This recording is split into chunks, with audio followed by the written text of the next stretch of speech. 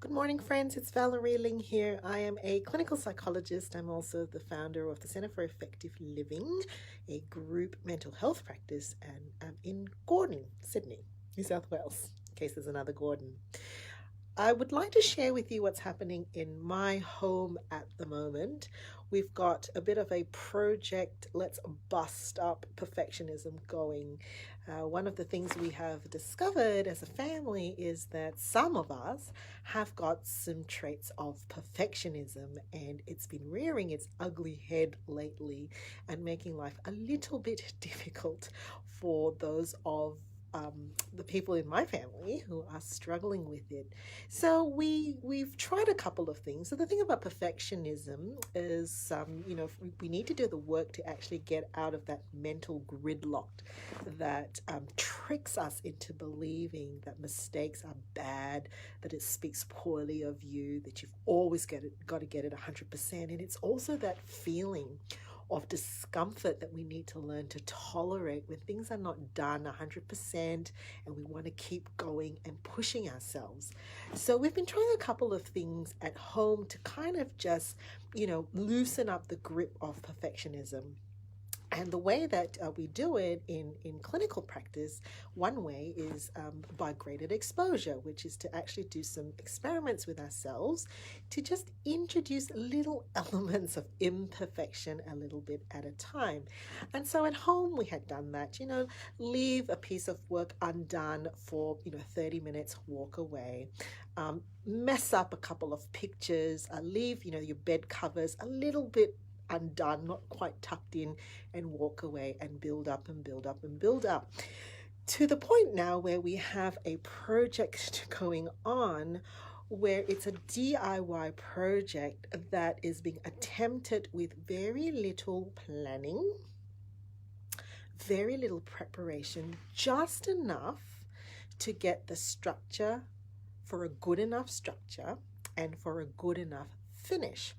And what we've really been focusing on is not the voice of perfectionism that wants to lead us down a path of prison, like imprisonment, by trying to check, recheck, measure, remeasure, and seek reassurance. Is it okay? Is it okay? It's a kind of prison, but to walk away from that prison and actually to embrace the purpose of what a DIY project is, to bring joy and pleasure. So we've been investing our time thinking about colors, thinking about the textures that we like, thinking about the space that it's going to go into, and really just freeing up the mind to enjoy and bask in joy and pleasure and a sense of achievement, not from perfectionism, but a sense of achievement from actually doing something that you really enjoy.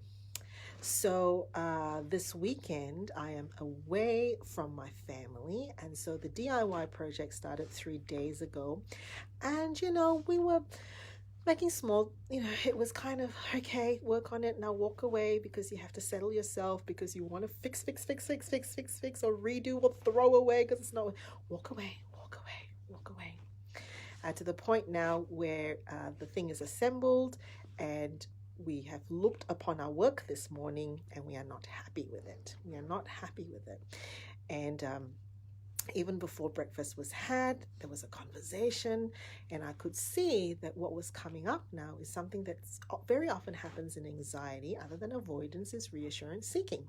And we were looking for reassurance that we've done the right thing. Does it look okay?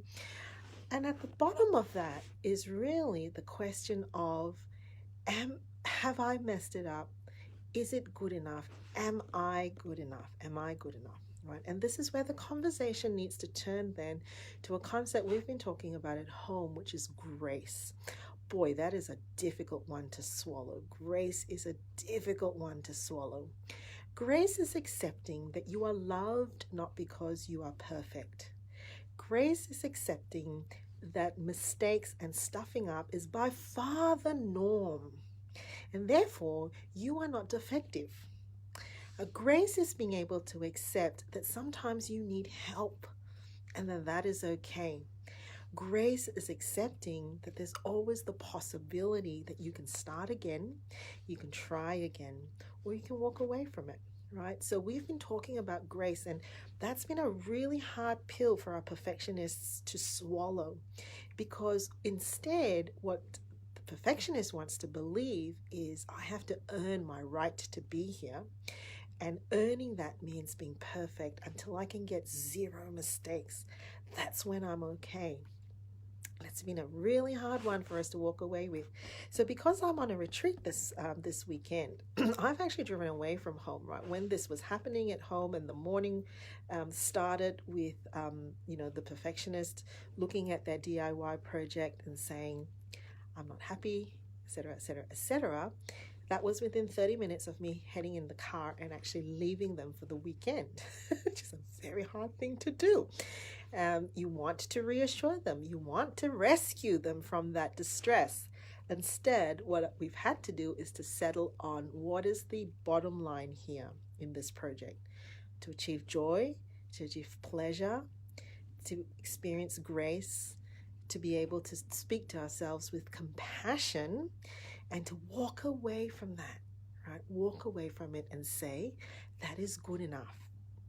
That is, I did my best. It's a job well done.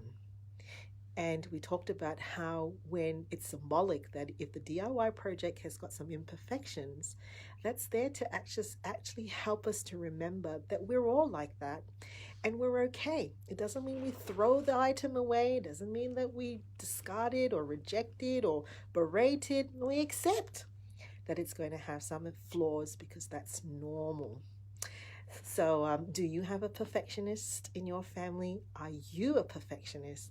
What's it like for you to extend grace to yourself and self compassion to accept that imperfection is the norm and perfection is the myth? See you later.